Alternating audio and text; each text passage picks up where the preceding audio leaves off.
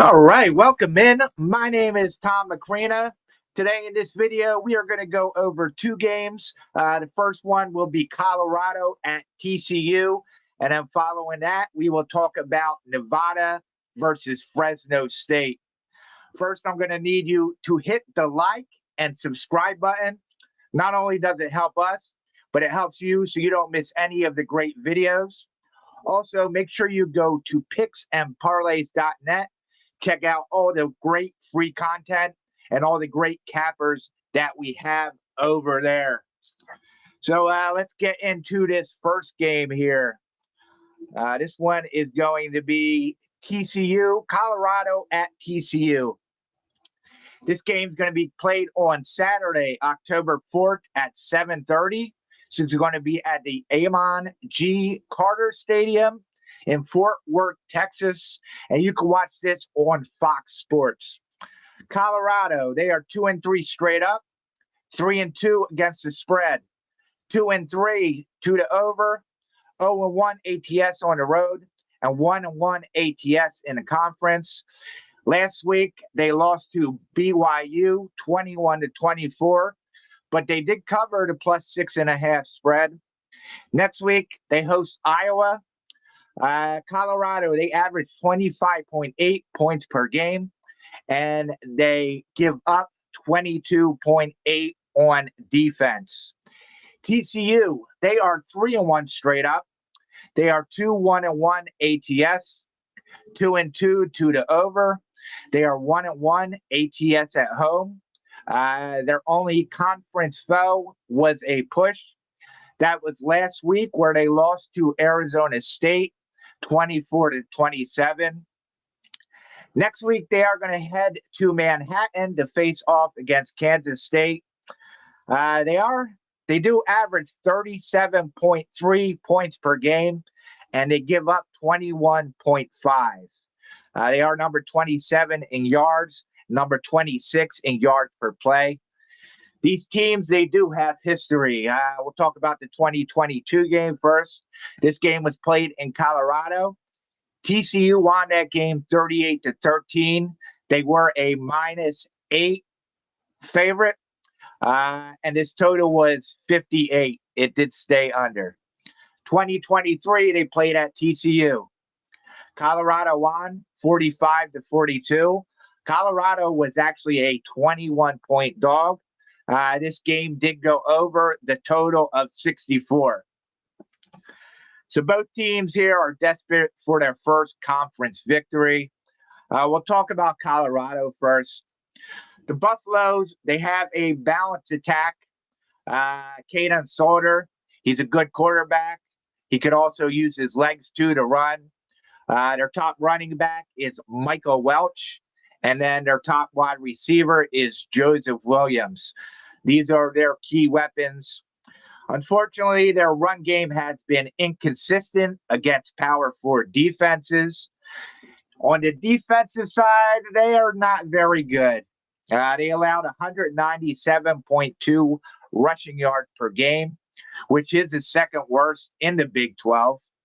The secondary and the front seven, they've been porous. Their pass defense, it ranks outside of the top 100 nationally, which really is not good.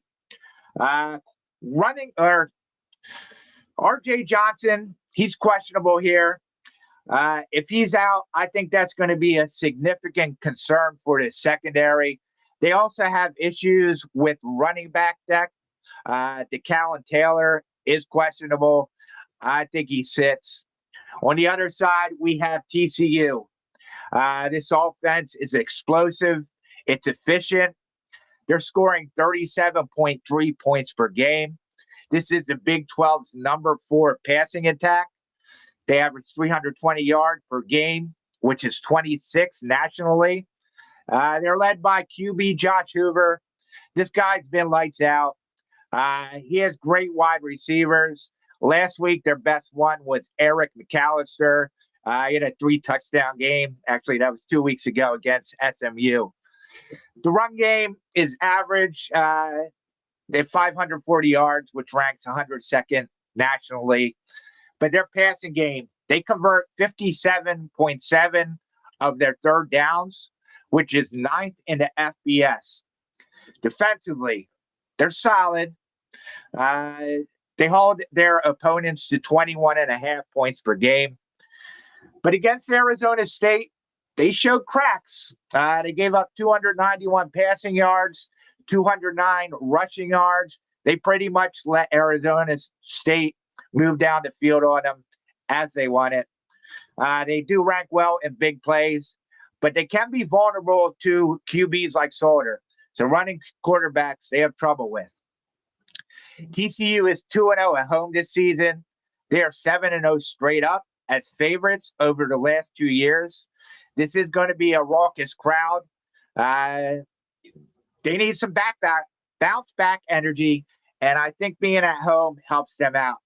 A couple key matchups I'm looking at here is the TCU passing game versus the Colorado secondary. I think Hoover and McAllister could feast on Colorado's injury-riddled defensive backs. This should potentially push the total over if the Buffaloes can't generate pressure, which I don't think I will. On the other side, Colorado's run versus TCU's front. Welch in the ground game faced a TCU D that allowed 209 rush yards last week, as I said earlier. This could be a potential lifeline, but they also may make Solder make mistakes. But I think Solder is going to be all right here. He should avoid the mistakes. Turnover-wise, both teams have been turnover prone in losses. Colorado threw an interception versus BYU, and TCU let an early lead evaporate. So they're going to need some ball control here. TCU's superior offense and home field advantage should overwhelm a banged-up and road-weary Colorado squad. The Horned Frogs passing attack, they should exploit this Buffalo secondary. While their defense forces Solder into some errors, I expect a bounce back, possibly a blowout in Fort Worth. But I think TCU covers the spread, and I do like this game to go over. If you're worried about a backdoor cover, I also like the team total over for TCU. You could find that at 35.5 at -110. Before we talk about the second game, let's talk about a promotion we have for this weekend. That is the Weekend Warriors. For $49, you're going to get your pick of any capper. You're going to get all their football plays for Saturday, all their football plays for Sunday, and then everything, their football plays for Monday Night Football. So you're getting 3 days of football for $49, all their plays, top plays, everything your capper puts out, you're going to get for $49. Of course, check out Tom Macrina. I'm hot right now in the NFL, and I am heating up in college football. But let's talk about this second game. It's Nevada at Fresno State. This game is going to go off at 10:30. This is the last game of the night on Saturday, October 4th. This game is played at Valley Children's Stadium in Fresno, California. And you can watch this game on the CBS Sports Network. Nevada, they are 1-3 straight up, 1-3 ATS, 3-1 to the under, and they are 1-1 ATS on the road. This is their first conference game. Last week, they lost to Western Kentucky, 16-31. Next week, they host San Diego. This team averages 15 points per game, which is not good, and they give up 27 points. Fresno State, on the other hand, they are 4-1 straight up. They are 3-2 ATS. They are also 3-2 to the over. They are 2-0 at home, ATS, and they are 0-1 in the conference. Last week, they won at Hawaii, 23-21, but they did not cover the -2.5 spread. Next week, they're going to head to Colorado State. They average 32.8 points per game, and they only give up 20, which is very good. So let's break this game down. Fresno has won the last 4 versus Nevada, but they only covered one of them. Nevada, their rushing attack shows flashes, but their passing game is horrible. They rank 122nd nationally. Defensively, they've allowed 108 points, which is 74th in points allowed per game. They have inconsistent QB play, horrible third down efficiency, which is a 35% conversion rate. Let's look at Fresno State. They dominated the early non-conference foes. They edged Hawaii in a defensive battle. They actually forced 4 turnovers, including a pick 6. Quarterback E.J. Warner, he's been steady. This is an opportunistic defense, but penalties have been an issue. They have 267 yards of penalties in 5 games, which is certainly not ideal. But Fresno State's superior scoring, their home field edge, defensive takeaways make them a clear favorite in this lopsided match. I think Nevada's run game could keep it somewhat close early, but the Bulldogs' pass rush, it should disrupt the Wolfpack's struggling air attack.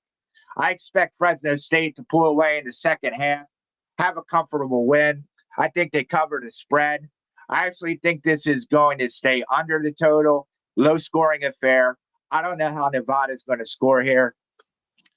So we're going to take Fresno minus 14. So to recap both of my plays, we are going to back TCU minus 13.5, or if you prefer, you could take TCU's team total over 35.5, and then we're going to take Fresno State minus 14. I'm Tom Macrina. You can find me on all social media at Rycape. Let's cash some tickets.